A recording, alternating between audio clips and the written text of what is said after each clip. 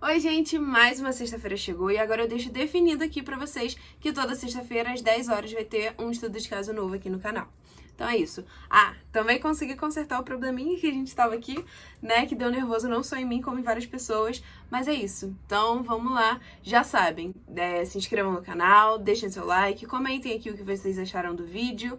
Se quiserem também mandar sugestão de estudo de caso pra fazer, pode me mandar, que eu vou anotando, vou dando uma estudada pra trazer pra cá.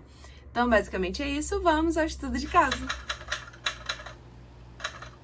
Bárbara Škerlova era uma mulher de 33 anos que possui uma doença glandular rara que faz com que ela seja capaz de enganar diversas pessoas e cometer os crimes pelos quais ficou conhecida. O estudo de caso de hoje é sobre a história real que inspirou o filme A Órfã.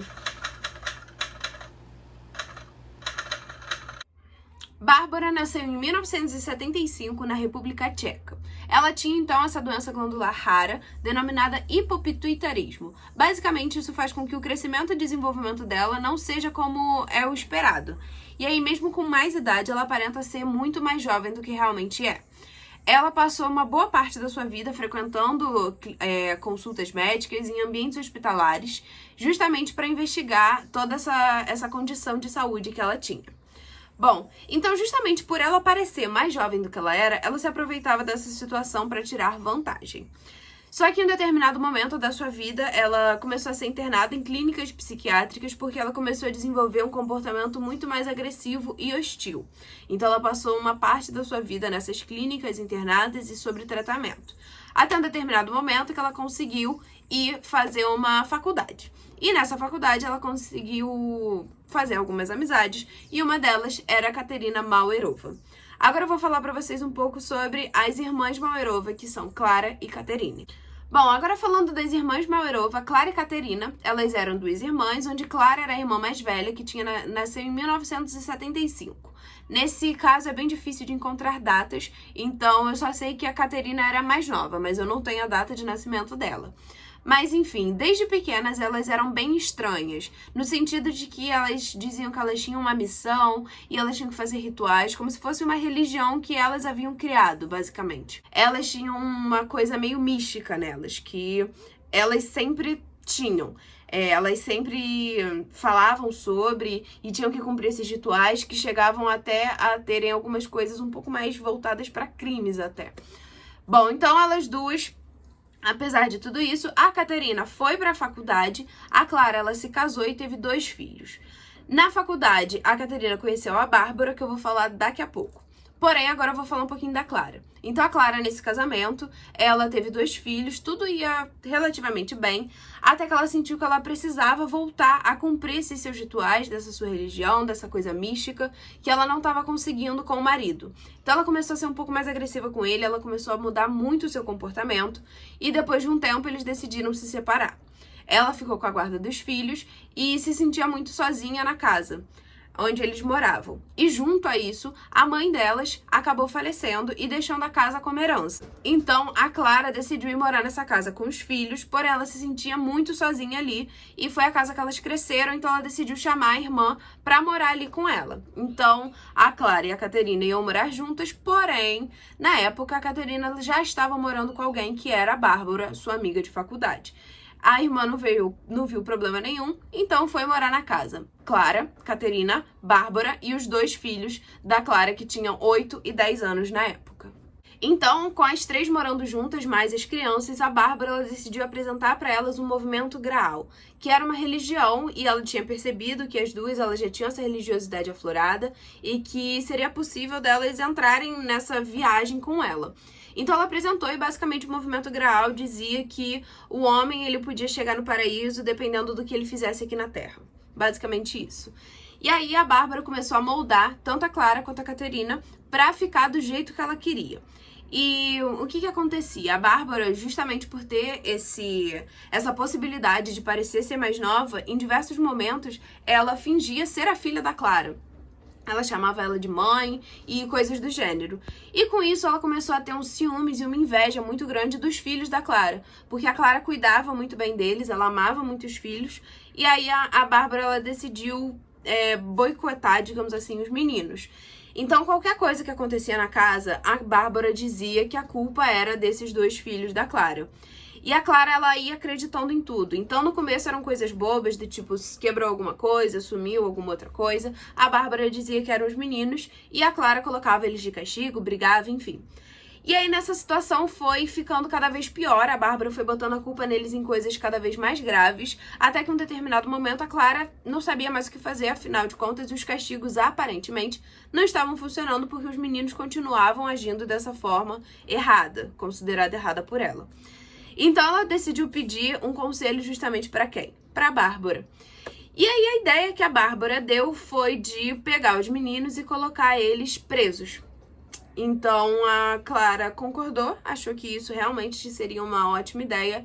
E elas decidiram comprar, junto de um cara que fazia canil, elas compraram uma jaula para botar os meninos. E essa jaula ela foi instalada no porão e os meninos foram presos lá dentro. Lembrando que eles tinham 8 e 10 anos na época. Então, a partir do momento que os meninos foram presos nessa jaula, começa a dar-se início às torturas que eram feitas.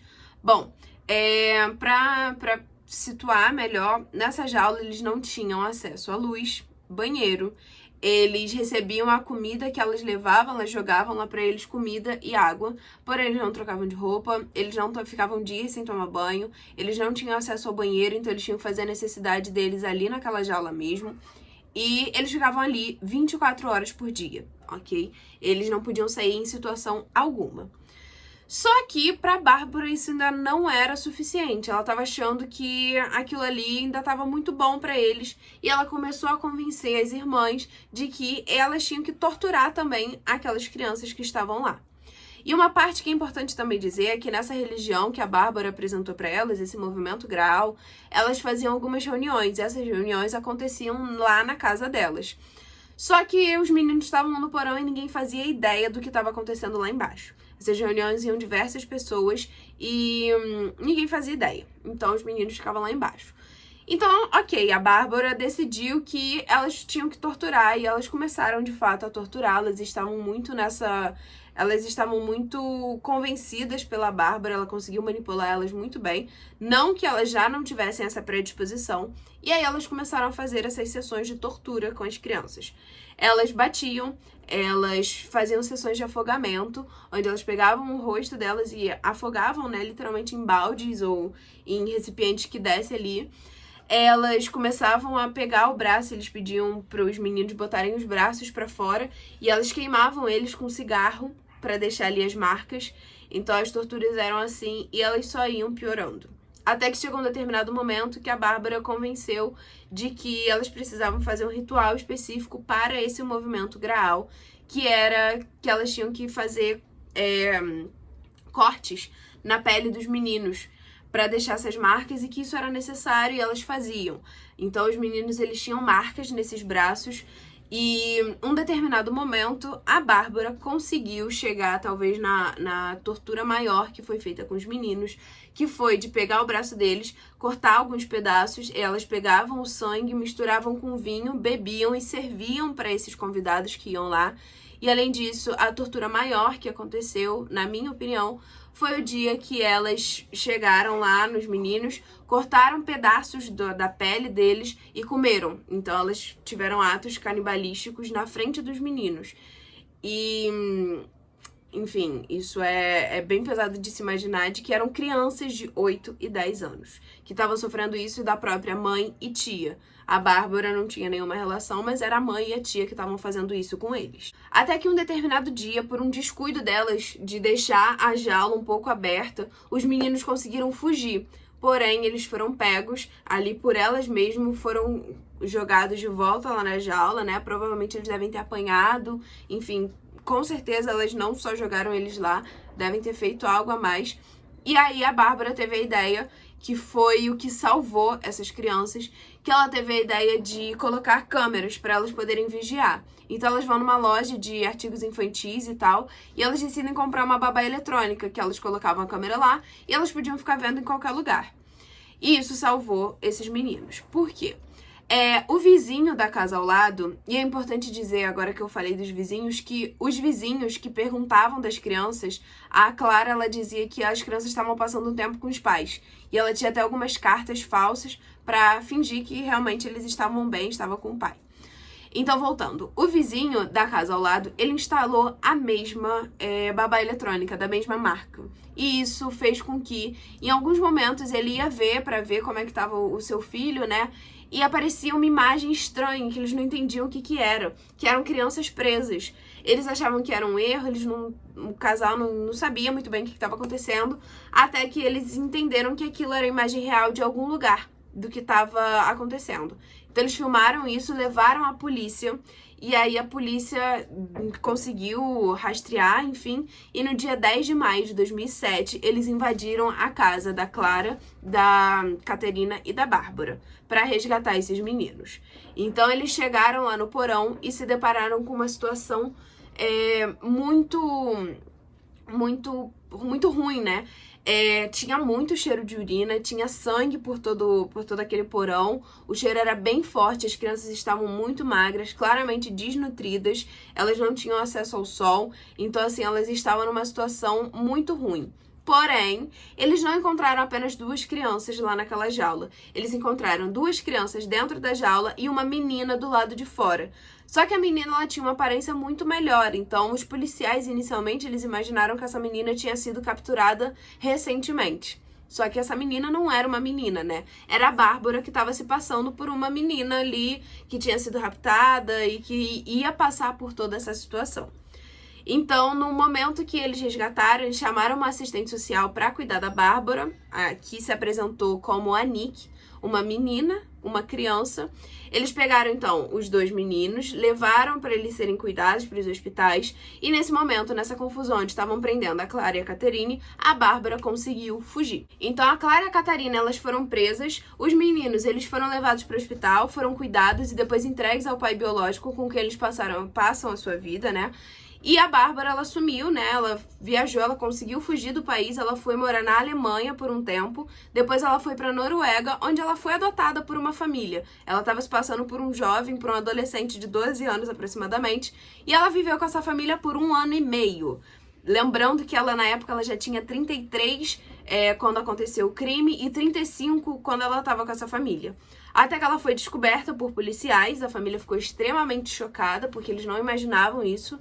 E aí ela foi pra ser presa. Porém, ela foi diagnosticada com um transtorno psicológico, ela não foi presa, ela foi encaminhada para um hospital psiquiátrico, onde ela vive até hoje. Clara e Caterina, elas foram condenadas em cerca de 8 a 10 anos de prisão. Em alguns sites dizem uma informação, outros outra. Então foi cerca de 8 a 10 anos. E é isso, os meninos eles passaram por acompanhamento psicológico e conseguiram superar os traumas, né, que foram causados. E esse foi o estudo de caso de hoje. Essa história ela é retratada no filme A Órfã, de uma forma muito mais leve. No filme A Órfã, uma família que acabou de perder um neném, eles adotam uma menina que, na verdade, não era uma menina, era uma mulher.